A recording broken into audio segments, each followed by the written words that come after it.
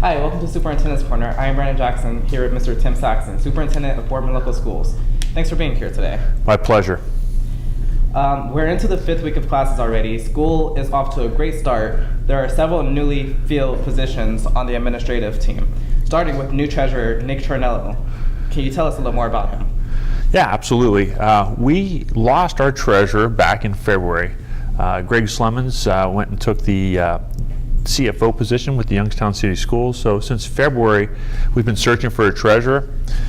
That doesn't mean that we didn't have a treasurer in place. We had an interim treasurer because we had an outstanding assistant treasurer who stepped to the plate for us and covered until the end of June. So we've been searching. We finally found an excellent candidate. Nick Chernello started in August. He's a local high school grad from Springfield, and he's also a YSU grad with a degree in finance and accounting, and has some nice background on the state auditor side. So he's seen the back end, so that's really good to keep us in compliance. But he also has experience as with school finance on the front end. So it's a great balance. Very energetic, very intelligent, hardworking young man. We're excited to have him on the administrative team. That's great. What about other new members of the team, such as transportation and communications? Let's talk transportation, because I think that impacts just about every parent and every student. Yes. Transportation is a huge department with the Boardman schools. We have on any given day up to 55 buses, the big yellow SUVs roaming the roadways of Boardman Township. Tom Davis was our previous transportation supervisor. He's a former Boardman teacher, a former administrator. He retired and he was one of our drivers, and we tapped him to be our supervisor. He did a fantastic job for 3 years. He's also a grandpa, and he wants to enjoy his grandchildren. So he actually just wants to go back and continue to drive bus. So we had an opening. We went back to Springfield again. Right? We tapped the land of Springfield and recruited their transportation supervisor. She's been supervisor there for 24 years. Debbie Brothers. She just does a fantastic job. She's been a mechanic. She's been a driver, and she's been a supervisor. So she brings the whole package. She can lead the people, she can supervise the program, and she can fix the buses. So we're glad to have her. The other piece, communications, that's a brand new piece. Those other two pieces, those are classic roles within any school district. But this new piece is really something that is transforming districts across Ohio, if not our nation. In the state of Ohio, we have charter schools, like we call them community schools in Ohio. We have open enrollment. We have what they call special education scholarship. All these students now have choices. And before it was really locked down. It was really your local school in your community was your choice. Now there are many choices. So we're in a very competitive condition here. We need to make sure that the people of Boardman know all the great things that's going on. We know, but unless you're within these walls, you don't know. And as an educator, your classic training is not in marketing and not in communications. So there's a great need. We did a shared service with the Mahoning County Educational Service Center for the last 3 or 4 years, and that fulfilled that need, but has grown, and we found a great person. Amy Radenovic, who has professional experience in the Valley, 24 years behind a TV camera. We recruited her from the Educational Service Center. What's nice about her, she's excellent at her job. We had a great rapport with her. She fit well with our team. But as we sit in the studio, she brings that professional experience that's going to help you, help people behind the camera. So she starts her day in here. So for the first hour of her day, she's working with Boardman High School students, making BSTM better, and then helping the whole district get their message out to our community. We're glad to have her. And I'm not saying that because she's behind the camera right now. I am too.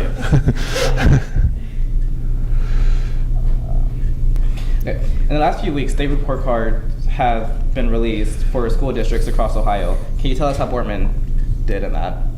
Actually, if you look at the report card, I know parents who understand traditional grades are going to say, I don't know about that report card, but I can tell you as a school official, we're pretty excited. The report cards were fully released over the last couple of years. Last year was a full release with these letter grades, and the media hit the networks with all of a sudden there's like 16 letter grades, and it really confused the community, confused the public. We have 6 letter grades. We have 6 final grades, just like many students have 5 or 6 final grades. Last year we weren't real happy with our grades. We had A's and B's, and then all of a sudden a couple F's appeared on a report card. And that would shock any student that's normally an A or B student. So we had 2 Fs last year. We weren't happy about it. We knew there was a lot of changing conditions. We didn't want to make excuses. We wanted to look with inside and see what caused that and start to make changes, whether they were minor tweaks or whole systemic changes. And we did. This report card, we moved one of those Fs to a C. There's still 1 F on there, which we're not happy about. But I like to walk around and say, we may not be happy about it, but I'm one of the happiest F students.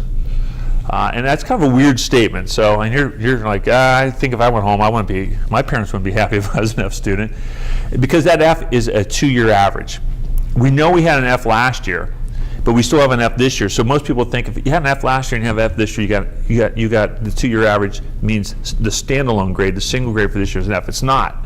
It's an A. So we went from an A to an F. We're back to an A, but this 2-year average is pulling us back down. So we're pretty excited. We corrected what was wrong. We will continue to correct it. We just need the report card to reflect it. There's some great success stories.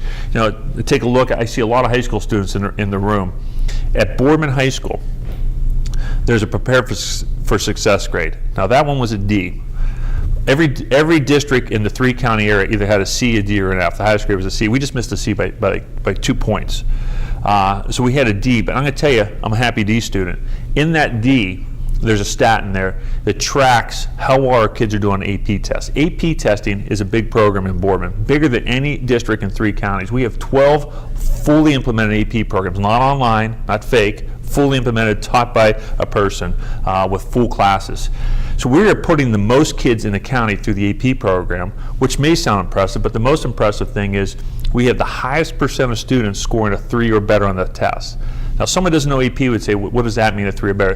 3 is usually the cutoff if you're going to get college credit. Most colleges take a 3 or better for college credit. Under 3, most likely not. But at Boardman High School, we are producing the highest percentage of students scoring a 3 or better in 3 counties. Second place isn't even close. We beat them by 8%. So that's a real success story. And the thing we like about that, if you walk out with a 3 or better on the AP test, you can go anywhere in this nation and get college credit. Not just in Ohio. You can go all the way out to California, maybe go to USC and take your AP credit from Boardman all the way out there. And that's why we like and we believe in it. That is very impressive. There have been some attendance changes this year. Can you tell us what students and parents should know about them?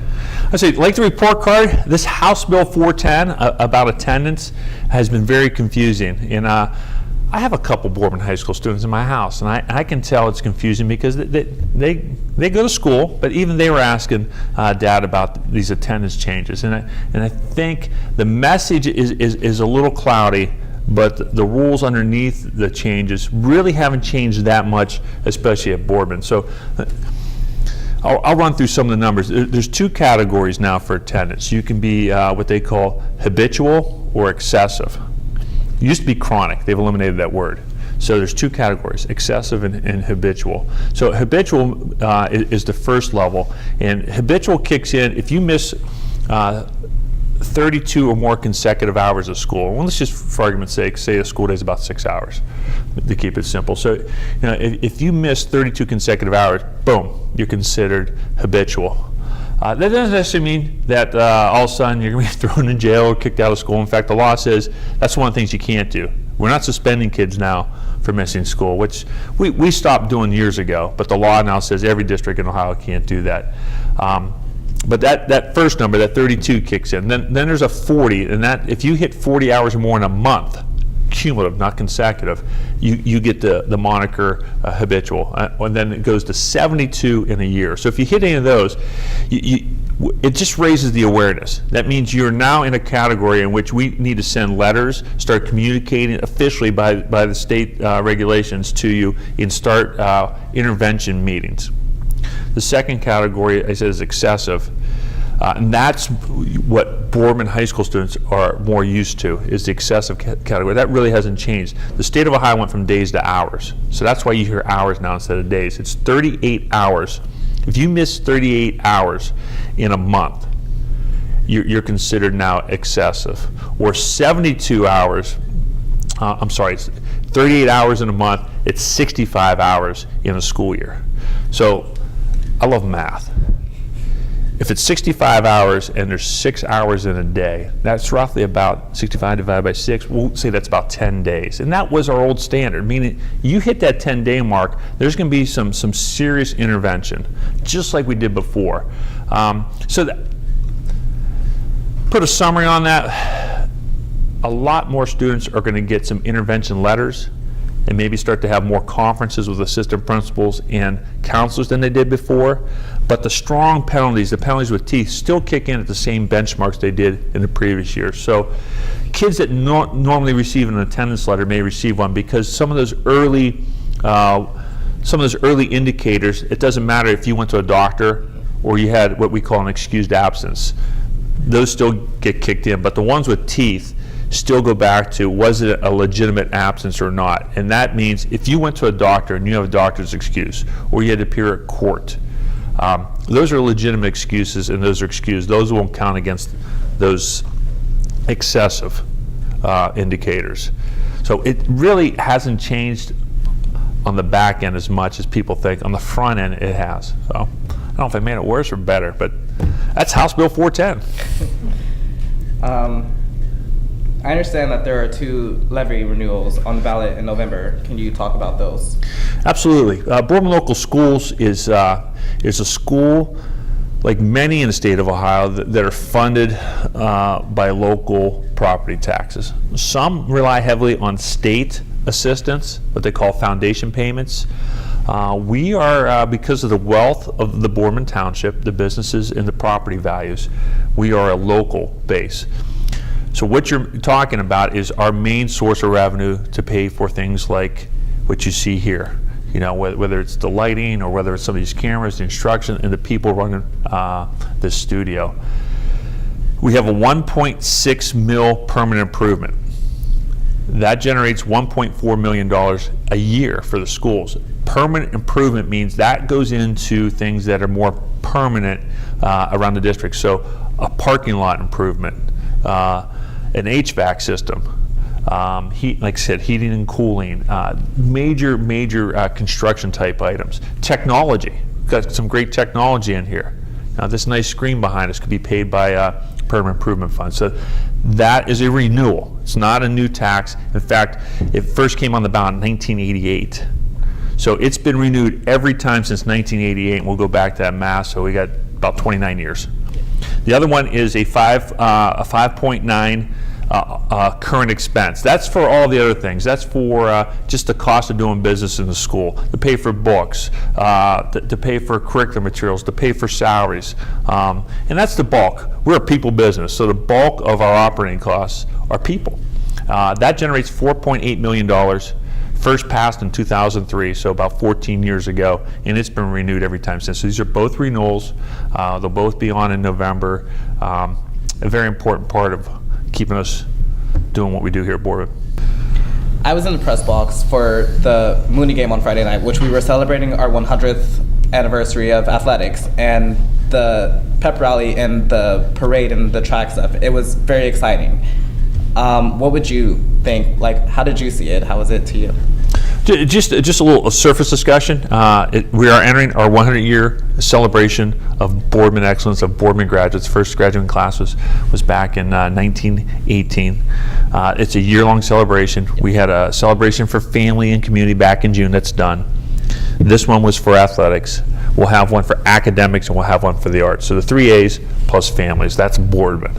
So athletics, we had to pick a Friday night. When you think athletics, I mean, a big piece, our most highly attended events in athletics is a Friday night football game. This is Mahoning Valley. That's just part of the culture here. So we picked a big game, high attended, which would be against a crosstown rivalry, which Cardinal Mooney. Just a great turnout. We were predicting it would set a record, a stadium record, not just for this stadium, but for the old stadium too. This stadium is only a couple years old, so it's easy to set records. But largest crowd ever. We're still getting the final total, but we're over 8,000 at this point. It holds 7,200, but you throw in people on the field, you throw in band. There was hundreds of people outside the stands. Had over 2,500 people in the pep rally, and that was one of the unique features. We do a skull session type pep rally. I used to do it years ago, kind of borrowed that concept if you've ever gone to a Ohio State game in the French Field House. We have a phenomenal band. And we really want to show it's just high energy, hearing the band play, seeing the cheerleaders, seeing the sweethearts perform. It's just a great package of the Boardman School. So we wanted people to be there, and they turned out. 2,500 people in that gymnasium. The place was rocking. The white 100th anniversary shirts. When you think of Boardman athletics and alumni and celebration, the guy who really put Boardman athletics on the map is Bernie Kosar. He may be a little bit more of my time, but for a guy to go to the University of Miami, win a national championship, play for the Browns, the local team, and get the Browns into the AFC championship. I'm sure a lot of Browns fans would like to hear those words right now. And be with the Cowboys and end his career at the Dolphins and be part of a Super Bowl championship. That's pretty impressive. Great night. You're up there. I mean, you have the bird's eye view. You saw thousands and thousands of people. I see it as a superintendent, a 50-year-old man. I'm curious, how did you feel as a Boardman student? Did you say this is overwhelming, or wow? Honestly, I was very overwhelmed by it. I looked at everything and I saw all the people, and it was very exciting for me to see, especially from being on top of it all. And it was a lot of fun and a lot of energy. That's what I was hoping, because it's good for someone who is your age all the way up to someone who's my age and beyond. It was a good celebration of what it's like to be a Spartan. It was a 100-year event, and I give credit to Cheryl Tarantino, the Alumni Association. Cheryl Tarantino's been working so hard behind the scenes. She's been really the mastermind. There's so many people that made it happen. But I got to give credit for Cheryl Tarantino, because she's not out front and center, but she's working behind the scene, and she's going to do the same thing for our arts celebration, which is going to be January 20th. Right on the other side of the wall here, we're going to have musical performances. We're going to have a Disney theme. Get a lot of kids there. Watch the orchestra. Watch the band. Watch our choral music group. Have an art show. Those defining details are still being crafted. Sounds exciting. While you just got feedback from me, a student currently, and you mentioned the alumni with Mrs. Tarantino, did you get any other feedback from any other alumni while talking? Oh, absolutely. I actually went to school with Mrs. Tarantino. She graduated a couple years ahead of me. So I was in a unique role, being a Boardman parent, yes, being a Boardman employee, and being an alumni.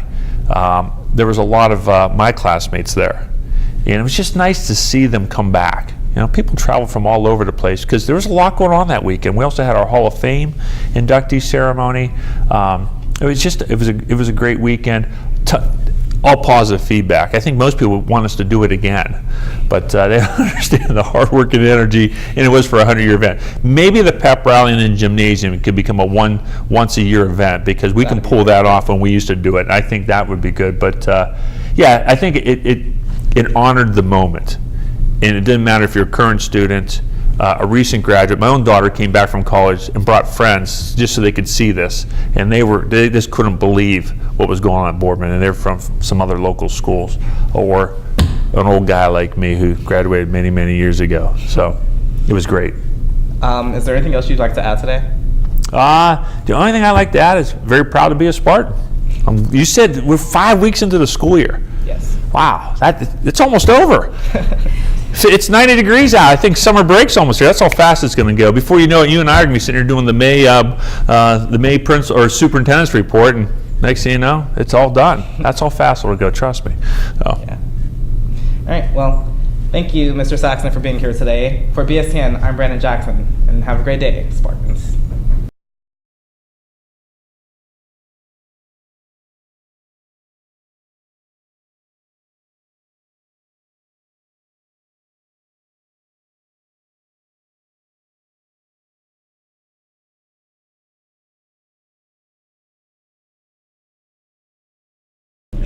Hello, and welcome to the first school board report of the year. I am McAllen Warwick, speaking with the Board of Education President, John Landers. Thank you for being here, Mr. Landers. It's always great to be back at BSTN, so thank you, McAllen. We just had a school board meeting this week. I heard some of our emerging leaders were there. Can you tell us about that? Yes, one of the things we try to do at every board meeting is honor some students or teachers within the district, whether it be for academic pursuits or arts or athletics or potentially something in the community. So we highlighted and recognized a group of students who participated in the United Way Day of Caring. I think there's probably about 15 students or so, and some faculty and staff members that were part of our Emerging Leaders Club that volunteered on their Friday, which was a day off of school. So they woke up early, volunteered and gave back to the community and participated in cleaning up blight around the Youngstown area. I believe it's the fourth year that our district's participated in the program, and it's a really great event to see our student leaders taking charge, and it was great to have them at the meeting and recognize them for the hard work that they do, as well as their participation in the Emerging Leaders Club. Wow. You know, there are a lot of people that don't like talking about numbers, but I understand there's a House bill out there that could save the district $100,000. Could you explain that a little more? Sure. So probably about 5 years ago or so, we took advantage of a House bill called House Bill 264, which is related to districts investing in things that could potentially save energy costs. So one of the biggest things that the community's probably seen, and you've seen as students, is I believe the replacement of the windows around the high school. So just how someone buys a house and gets a mortgage, sometimes we as a school district will take a loan to try to spread out the cost over years. So with that loan, with our new treasurer, we had an opportunity to refinance that loan, like you would refinance a mortgage, to go to a lower interest rate, and that will save the district about $100,000. And that's taxpayer money. We want to be fiscally accountable. We want to be fiscally responsible to our community and really put that money where it belongs, in the classroom. That's amazing. Well, this is more numbers, but it is also interesting. The school board has recently reached contract agreements with its teachers union and the union that represents school staff. Can you bring us up to date on that issue? Sure. So this is our first board report back since the school year just started a couple weeks ago. But over the summer, our contract agreements with the BEA, or the Boardman Education Association, or our OPSI union, which represents some other school staffs, those agreements usually expire at the end of June on a 3-year cycle. So over the last several months, a lot of our district leadership team, including Mr. Saxton, Mr. Zoccolo, who's our director of operations, and others, negotiated new agreements with those unions. We have a great, strong, collaborative relationship with both of them. We were able to get both of those agreements done over the summer that is beneficial to the teachers and the staff members that sit in those unions, as well as beneficial and fiscally responsible to the community. And I think we're really lucky to have such strong collaborative and trust, really a lot of trust in those relationships, that it's all about what's best for the community, what's best for the students in our school district, and how do we keep educating kids successfully. Incredible. Now, everyone's been talking about the 100th year school celebration. So what has the board been talking about? What's the feedback you've been receiving? Well, I think it was just a really amazing day on Friday, and a really amazing event over the summer that focused on family. But I think Friday was just an amazing day, and I hope our students recognize the uniqueness and the awesome opportunity this 100th year within the district is. It was just, I think, a lot of energy, not from students, staff members, but also within the community. It was great to see probably close to 7,000 people at the game. I think we had about 2,500 people at the tailgate event, and our band always does a great job, and it's great to have our athletics represented, as well as having some alumni coming back. It was great to have Bernie Kosar there, which is a nice touch and a good story to tell. And we're really looking forward to see what the 100-year committee does for the arts and music event based in I think in January, as well as the academic event in May. I think we have a lot of great stories to tell from our alumni in arts and music, as well in academics, and I think we have a really great committee doing this. And I think it's a great way for students to be involved. I know BSTN was very active there on Friday, so I think we're all just excited and looking forward to more. Incredible. And as I recall, our stadium can only hold about 7,200, so we had a good well over that. Yes, I excited. haven't talked to Mr. Zgorski, but I'm guessing that was a really strong athletic gate for us with a capacity of 7,200 or so, and it was just great to see the stands fill. I know our students did a great job filling out the student section, which is always fun to see. So it's just a special event, and it's a special year in the Boardman schools and Boardman community. Thank you, Mr. Landers. And as a school board member, is there anything else you'd like to add or inform the people? Sure. So the school board unfortunately does not get summer break off like the students, which is tough. We'd like it off, but so we took some action over the summer. We hired a new treasurer, Nick Trinello. Our previous treasurer left in February, and we participated in a search that took us a while to find the right candidate. But we're very happy and very glad to welcome Nick Trinello, who I think has been on board for the last couple months or so. Nick comes to us with a very strong public auditing background. He's audited school districts in Ohio before, so he really understands that side of the house, and we think he's someone who could bring strong fiscal leadership to the district, as well as being accountable and responsible to our taxpayers. And we also just wanted to remind viewers that on November 7th, we have a couple renewal levies on the ballot. One focused towards current expenses and one towards permanent improvement. And these are renewal levies. There's no new taxes, no additional cost to the homeowners. We just appreciate your continued support as we have those levies on the ballot in November. Well, thank you for your time, Thank and you. we really appreciate all you and the rest of the school board does. The next school board meeting is October 23rd at Glenwood Junior High School. I'm McCallum Warwick for the Boardman Schools broadcast television program. Have a great day, Spartans.